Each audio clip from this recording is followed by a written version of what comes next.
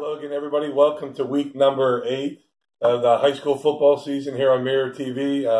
I'm Scott Franco. I'm back from vacation. Neil Rudell is on assignment. And Mike Boytim is always here. He'll be here before, again, and after. We got 4 games we want to look at this week as we wind down the 2018 season and get ready for the playoffs. Our first big game we're going to look at, both teams 5-2.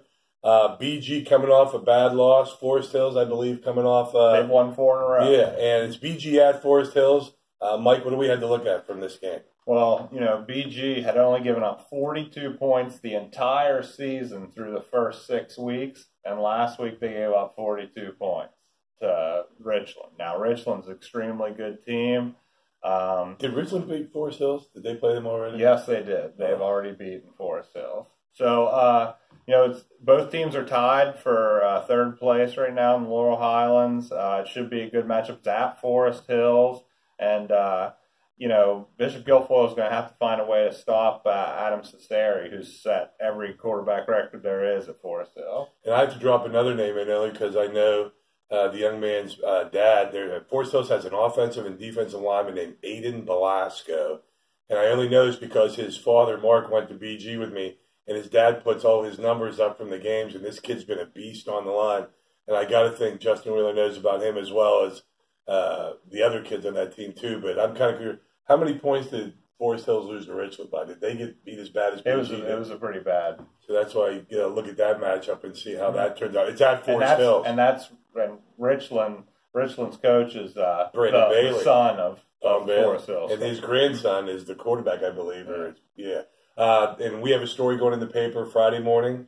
Yeah. John Hartzog, I believe. I have a preview for that game. Our other game we're looking at is Holliesburg at Tyrone. Holliesburg, Mike and I debated over this because I think Tyrone's going to give him a good game. Mike's worried about that game. I think Tyrone's coming off what? How many losses? They've lost 3 in a row.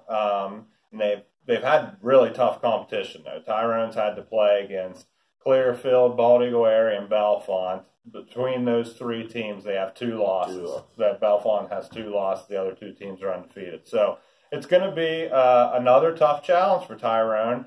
And Tyrone, there's only 4 playoff spots in 3A. And they have one of them right now, but they need a win here to start getting some momentum toward the playoffs and to make sure they lock in the playoff spot. And Holliesburg's coming off of a win over Central Mountain, who, from what I understand, has a horrible team this year. They're 0-8, 0-7. They played some of the bigger schools on their schedule tough. I know just for a fact because the Tyrone Holliesburg plays in the junior high level. The junior high games are usually pretty good. Last year, if I can remember right, Holliesburg beat them pretty good, but Holliesburg had a pretty decent team. But I still think Tyrone's going to play them tough, but we'll just have to wait and see what happens with that one. Our other game we're looking at, it's on the outer limits of our coverage area, but Northern Cambria 6-1, playing a 7-0 Ligonier Valley team. Northern Cambria has an explosive offense, I understand. What do you expect from that game? Well, Northern Cambria's got the running game. They have 2 guys that have over 775 yards rushing. And then Mark Marino, their quarterback, has ran for 10 touchdowns. Then on the other side, Ligonier Valley, they throw the ball. They have Aaron Totino, who has 54 touchdown catches. He needs 1 more to set the all-time Pennsylvania record. And Ligonier Valley's undefeated. Are they not in what classification are Ligonier Valley's 2A, and Northern Cambria is 1A. Now, who's with? Is Richland 2A? Yes. So we're possibly looking at those 2. That would be down the road. Along with Bellwood. Bellwood's also in 2A. The other game we want to look at is Clearfield at Bald Eagle. Again, teams on our the outer coverage area.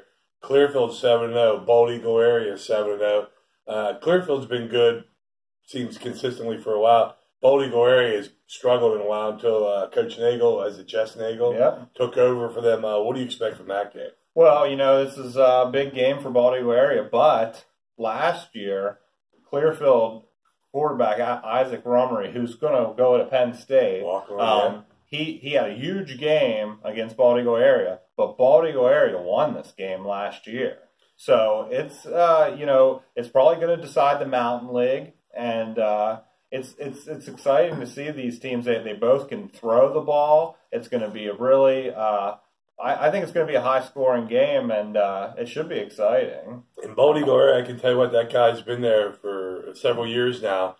I can remember him bringing a team up to Central the night I had to cover the game up there, and Central pounded them. And the guy could have been real depressed, and he sat around, he was telling his kids, he's going, look at this. Look at all this atmosphere. He goes, this is what I want to do for Bold Eagle area. And I think he showed signs of that last year, and he's definitely showed signs of it this year. That's all we have for this week's games.